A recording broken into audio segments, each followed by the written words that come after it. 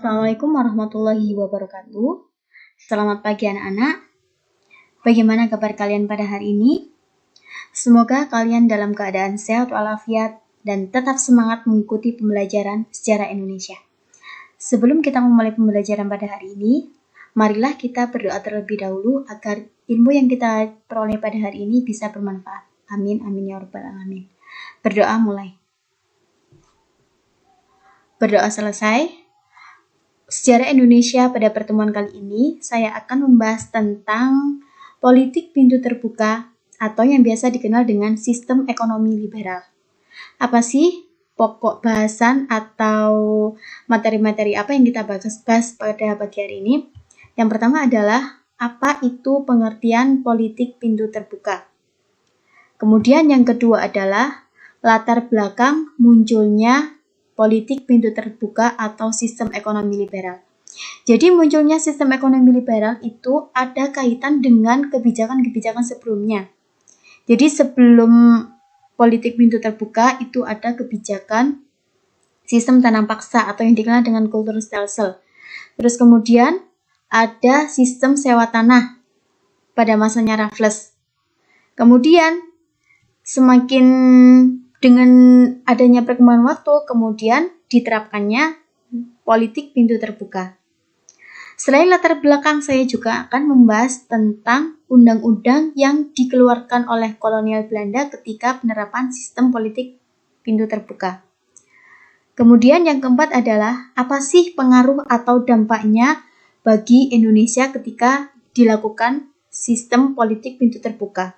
Apa dampaknya untuk Indonesia, apa dampaknya untuk Belanda akan saya bahas pada pertemuan. Saya akan menjelaskan tentang pengertian politik pintu terbuka atau yang disebut dengan sistem ekonomi liberal. Apa sih yang dimaksud dengan politik pintu terbuka? Yang dimaksud dengan politik pintu terbuka adalah pelaksanaan politik kolonial liberal di Indonesia. Jadi pelaksanaan politik atau sistem politik liberal yang diterapkan oleh Belanda di Indonesia, di mana golongan liberal Belanda berpendapat bahwa kegiatan ekonomi di Indonesia harus ditangani oleh pihak swasta. Sementara pemerintah hanya berperan mengawasi saja. Kemudian dengan diterapkannya politik pintu terbuka ini, kemudian banyak investor asing yang kemudian menanamkan modalnya di wilayah Indonesia. Jadi penerapan politik pintu terbuka ini tidak terlepas dari kebijakan yang berlaku di Belanda. Jadi karena di Belanda pada sekitar abad ke-19 itu terjadi perubahan politik dan ekonomi. Kemudian perubahan sistem politik dan ekonomi itu juga berdampak di negara jajahannya, termasuk di wilayah Indonesia. Kemudian dari pelaksanaan sistem Kulturstelsel atau sistem tanah paksa, kemudian menuai banyak kritik, akhirnya kemudian sistem tanah paksa berangsur-angsur dihapus, kemudian digantikan dengan politik pintu terbuka. Untuk selanjutnya saya akan membahas tentang latar belakang politik pintu terbuka. Latar belakang diterapkannya sistem politik pintu terbuka atau sistem ekonomi liberal. Yang pertama adalah kemenangan kelompok liberal dalam parlemen Belanda. Jadi kelompok liberal atau partai liberal itu pada pemilu tahun 1850, partai liberal itu memperoleh kemenangan yang mutlak. Sehingga kemudian dengan kemenangan mutlak ini akhirnya berkembanglah paham liberalisme. Paham liberalisme yang diterapkan oleh Belanda di Belanda dan di negara jajahan itu juga tidak terlepas dari adanya revolusi Prancis dan revolusi industri yang terjadi di Inggris. Kemudian dengan adanya kemenangan partai liberal ini akhirnya kemudian merubah sistem ekonomi yang diterapkan di negara jajahan. Jadi kemudian dari orang-orang liberal ini kemudian lahirlah yang disebut dengan sistem politik pintu terbuka atau yang disebut dengan sistem ekonomi liberal. Yang dimaksud sistem ekonomi liberal sudah saya jelaskan tadi ya. Jadi setiap orang atau pihak swasta itu berhak melakukan kegiatan-kegiatan ekonomi. Kemudian negara hanya berperan sebagai pengawas, hanya mengawasi saja. Kemudian latar belakang yang kedua adalah munculnya kritik keras terhadap sistem politik sistem tanam paksa. Jadi sebelum diterapkan politik pintu terbuka atau sistem ekonomi liberal di Indonesia, sudah terlebih dahulu diterapkan yang namanya sistem tanam paksa. Masih ingat ya pembahasan kita di minggu kemarin? Jadi sistem tanam paksa adalah rakyat dipaksa atau diwajibkan untuk menanam tanaman yang laku di pasar internasional. Masih ingat nggak dua foto ini? Siapa? Masih ingat ya? Ini adalah Baron van Heuvel. Terus kemudian ini adalah Edward de Weesdecker. Jadi Edward de Weesdecker itu mengkritik pelaksanaan sistem tanam paksa. Karena apa? Karena sistem tanam paksa itu dianggap telah menyebabkan penderitaan bagi bangsa Indonesia. Kritikan Edward de Weesdecker itu dituangkan dalam bukunya yang dikenal dengan Max Havelaar. Terus kemudian Baron van Heuvel itu adalah seorang politik serta seorang pendeta. Jadi ketika duduk di parlemen Belanda itu ia memperjuangkan bangsa Indonesia agar sistem politik tanam paksa itu dihapuskan atau tidak diberlakukan lagi di Indonesia. Kemudian akhirnya pada tahun 1870 dengan kemenangan Partai Liberal akhirnya kemudian sistem tanam paksa berangsur-angsur mulai dihapus, kemudian digantikan dengan sistem politik pintu terbuka. Akan tetapi, namun dalam pelaksanaannya ini nanti juga sistem ekonomi liberal atau politik pintu terbuka ini juga mendapat kecaman dari berbagai pihak. Sehingga harus ada yang namanya politik balas budi. Akan saya jelaskan di slide berikutnya. Latar belakang diberlakukannya sistem ekonomi liberal atau politik pintu terbuka yang ketiga adalah pengaruh adanya revolusi industri. Jadi revolusi industri yang terjadi di Inggris itu sejak tahun 1750 memberikan banyak dampak positif bagi negara Belanda. Kemudian di Belanda itu juga berkembang yang namanya revolusi industri. Jadi ada yang tahu apa itu pengertian revolusi industri? Jadi revolusi industri adalah perubahan cara produksi yang awalnya menggunakan tenaga manusia kemudian berubah menjadi tenaga mesin. Jadi ketika ada perubahan itu di Inggris, perubahan atau revolusi industri di Inggris itu juga berdampak di negara Belanda. Inovasi-inovasi itu ditunjukkan seperti penggunaan mesin-mesin baru, seperti mesin tekstil, kemudian alat-alat pertanian, mesin giling padi, tebu, mesin uap, dan lain-lain.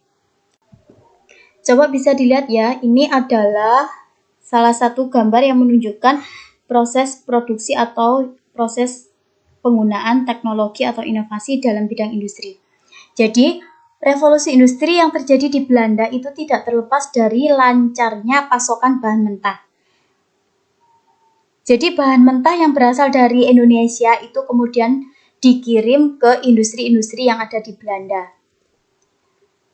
Kemudian sistem tanam paksa ini sistem tanam paksa yang menjadi pemasok industri Belanda itu berhasil memberikan sumbangan penting bagi perekonomian Belanda pada saat itu. Kemudian dari hasil revolusi industri yang terjadi di Belanda ini akhirnya kemudian muncul banyak pihak-pihak swasta di Belanda. Jadi pihak-pihak swasta itu adalah pihak yang mempunyai modal yang besar. Kemudian orang-orang swasta yang punya modal besar ini kemudian akhirnya menjadi pelaku utama ketika diterapkannya sistem politik pintu terbuka. Jadi orang-orang pemilik modal ketika diberlakukannya sistem ekonomi terbuka, politik pintu terbuka itu nanti yang akan banyak menyewa tanah untuk digunakan sebagai industri. Selanjutnya adalah undang-undang yang dikeluarkan pada masa sistem politik pintu terbuka atau sistem ekonomi liberal.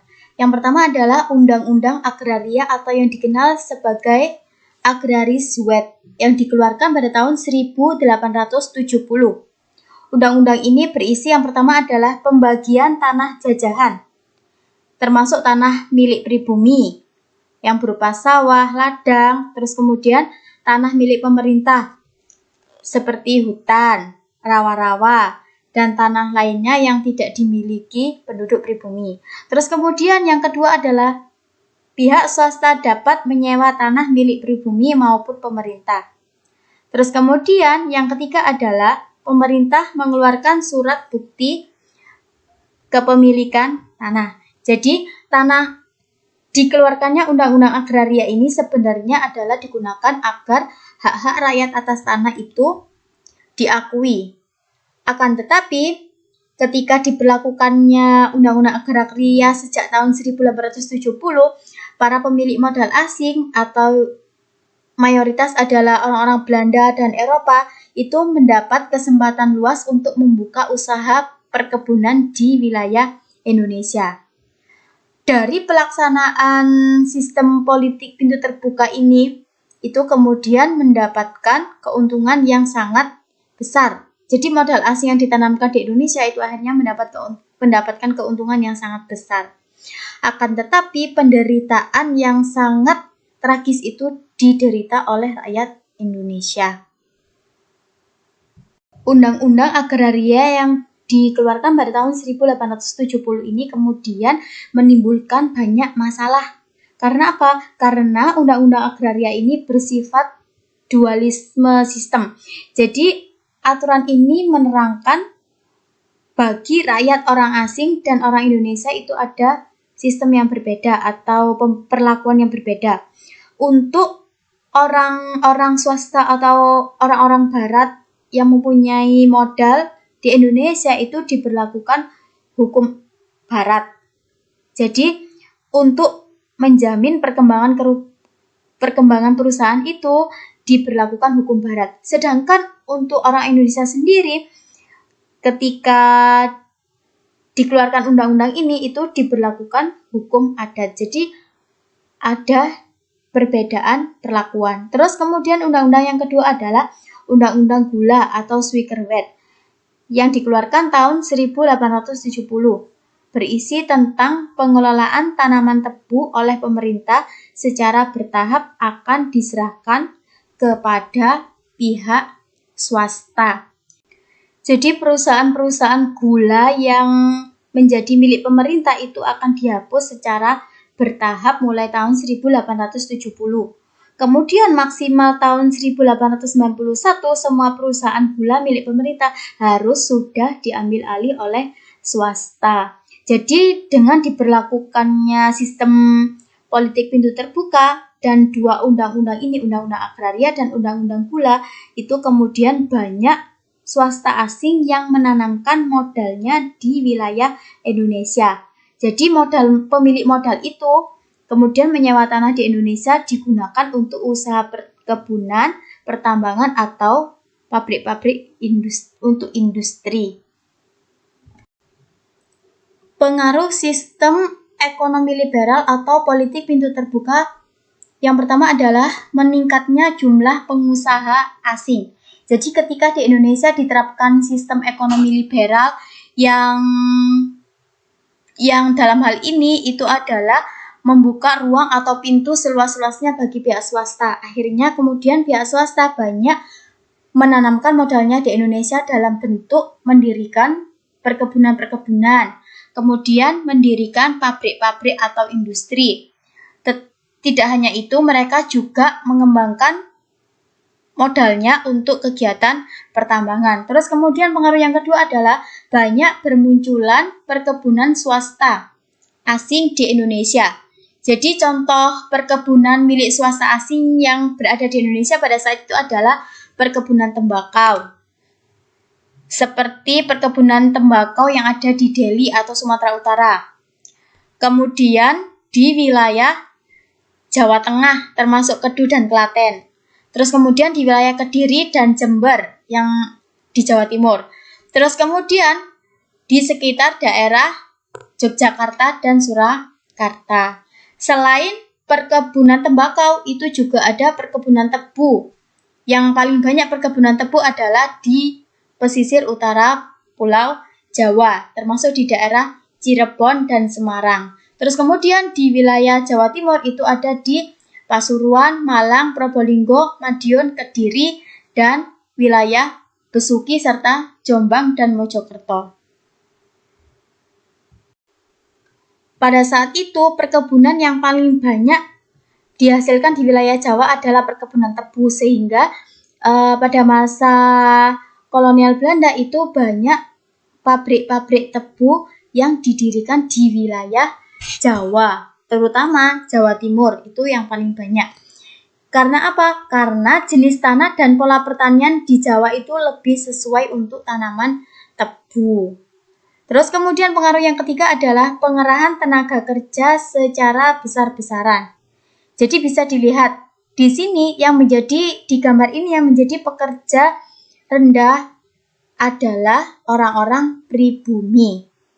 Jadi orang-orang pribumi itu dipekerjakan di industri-industri atau di perkebunan, di pertambangan yang dimiliki oleh pihak swasta asing. Bisa dilihat ya ini. Jadi perbedaan status antara orang-orang Eropa dengan orang-orang Indonesia. Orang-orang Indonesia dijadikan sebagai buruh pabrik dan buruh perkebunan serta pertanian. Terus kemudian yang orang-orang Eropa itu menjadi pengawas, menjadi pemilik modal. Kemudian pengaruh yang ketiga adalah pengerahan tenaga kerja secara besar-besaran. Jadi memang dengan berdirinya banyak perkebunan, pabrik, terus kemudian pertanian, pertambangan itu membutuhkan tenaga kerja yang banyak. Tenaga kerja itu diperoleh dari orang-orang pribumi atau orang-orang Indonesia. Selain mereka dipekerjakan di perkebunan, pertambangan, di pabrik-pabrik, itu mereka juga dipekerjakan untuk pembangunan sarana-sarana vital seperti jalan raya, terus kemudian rel kereta api, jembatan, sarana irigasi, semuanya digunakan atau dilakukan oleh orang-orang pribumi itu hanya untuk kepentingan pihak swasta. Jadi untuk misalnya di irigasi itu untuk memperlancar pengairan di wilayah atau daerah-daerah perkebunan.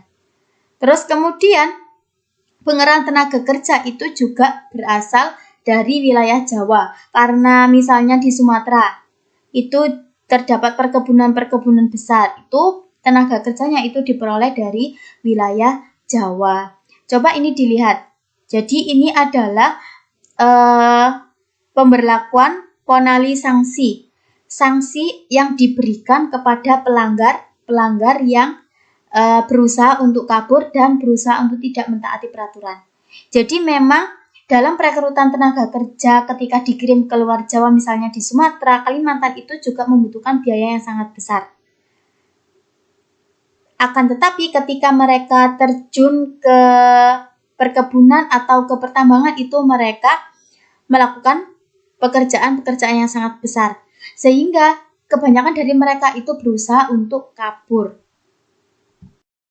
Kemudian pemerintah kolonial Belanda untuk menghindari banyaknya kuli yang melarikan diri, akhirnya kemudian Belanda mempunyai atau mengeluarkan peraturan baru untuk mendukung atau untuk menjamin agar para pemilik perkebunan itu dapat mempekerjakan mereka dan mempertahankan kuli-kuli yang bekerja di perkebunan mereka itu sesuai dengan kebutuhan. Peraturan yang diberlakukan kepada para kuli itu disebut dengan Coeli Ordonansi yang diberlakukan sejak tahun 1881. Coeli Ordonansi dalam pelaksanaannya itu kemudian diimbangi dengan ponale sanksi atau sanksi yang diberikan terhadap pelanggar perjanjian kontrak. Jadi di antara mereka yang melanggar perjanjian kontrak itu biasanya dihukum di depan teman-teman kerjanya. Untuk apa? Ini adalah ditunjukkan kepada pegawai-pegawai yang lain agar mereka juga takut sehingga tidak melakukan atau tidak melanggar peraturan-peraturan dari kontrak kerja. Kebanyakan dari mereka itu buta huruf sehingga ketika menandatangani Coeli Ordonansi atau kontrak kerja itu mereka tidak tahu isinya, tapi hanya membubuhkan cap jari saja. Sehingga dari mereka itu tidak paham yang dimaksud dengan Coeli Ordonansi atau Coeli kontrak. Kemudian pengaruh sistem ekonomi liberal yang keempat adalah eksploitasi tanah secara besar-besaran. Jadi eksploitasi tanah ini dapat dilihat dalam bentuk penggunaan lahan-lahan atau tanah-tanah. Jadi tanah yang produktif atau yang dikerjakan oleh rakyat ataupun lahan yang masih kosong dapat berupa hutan itu dijadikan perkebunan serta areal pertambangan untuk pihak swasta. Jadi pemanfaatan lahan produktif itu umumnya dilakukan oleh pihak swasta di wilayah Jawa. Jadi seperti dampak eksploitasi itu seperti yang ditunjukkan ketika pihak kerajaan atau pihak raja-raja Jawa itu menyewakan tanah Apanage. Jadi para birokrat kerajaan itu menyewakan tanah Lungguh atau yang disebut dengan Apanage kepada pihak swasta atau pengusaha-pengusaha perkebunan swasta asing. Jadi sewa kepada pihak swasta itu dianggap lebih menguntungkan daripada disewakan kepada petani-petani penggarap. Kemudian dari kasus ini eksploitasi tanah jadi pemindahan tanah yang awalnya disewa oleh petani kemudian disewakan kepada pihak swasta mengakibatkan para petani itu kehilangan tanah garapan. Jadi tanah garapan yang dari raja-raja Jawa itu sebenarnya menjadi satu-satunya sumber penghasilan. Karena kehilangan sumber penghasilan, akibatnya orang-orang pribumi atau petani-petani pribumi, petani-petani Indonesia itu banyak bekerja di perkebunan-perkebunan untuk menjadi kuli dan tenaga kasar. Kebijakan politik pintu terbuka yang dalam praktiknya sangat eksploitatif membuat kaum humanis bersuara lantang. Kaum humanis akhirnya mendesak pemerintah Belanda untuk memperbaiki nasib rakyat Indonesia. Menurut kaum humanis, Belanda sudah banyak mendapatkan kekayaan alam dari Indonesia selama berabad-abad. Dan sudah seharusnya Belanda membalasnya dengan memajukan penduduk Indonesia. Gagasan inilah yang kemudian menjadi dasar lahirnya politik etis. Jadi memang kebijakan-kebijakan yang diberlakukan oleh penjajah sejak masanya Raffles atau sistem sewa tanah, terus kemudian sistem tanah paksa, dan kerja rodi, terus kemudian sistem politik pintu terbuka, itu tidak ada yang berdampak positif atau lebih banyak dampak negatifnya bagi bangsa Indonesia. Dari penderitaan-penderitaan rakyat sejak sistem tanah paksa yang banyak mengurangi penduduk Indonesia karena mereka dipekerjakan, akhirnya banyak yang meninggal, itu terus kemudian kaum liberal itu melakukan kritik terhadap pelaksanaan politik tanah paksa. Kemudian ketika kaum liberal akhirnya menang di parlemen, merubah kebijakan dari sistem tanah paksa menjadi kebijakan politik pintu terbuka. Akan tetapi dalam pelaksanaannya politik pintu terbuka ini juga menimbulkan penderitaan yang sangat berkepanjangan bagi bangsa Indonesia. Akhirnya kemudian kaum humanis itu yang bersimpati terhadap rakyat Indonesia mendorong agar bangsa Belanda itu menerapkan atau melakukan politik balas budi yang dikenal dengan politik etis. Politik etis yang dikemukakan oleh Van de Venter itu terdiri dari 3. Nanti akan saya bahas di slide berikutnya. Yang pertama adalah pendidikan atau edukasi. Kemudian yang kedua adalah irigasi. Kemudian yang ketiga adalah migrasi atau perpindahan. Tapi dalam pelaksanaannya ketiganya itu mendapat atau terjadi banyak penyimpangan sehingga tidak sesuai dengan harapan-harapan yang dikemukakan oleh Van de Venter. Demikianlah tadi materi sejarah Indonesia pada hari ini tentang sistem politik pintu terbuka atau sistem ekonomi liberal yang diterapkan oleh pemerintah kolonial Belanda di wilayah Indonesia.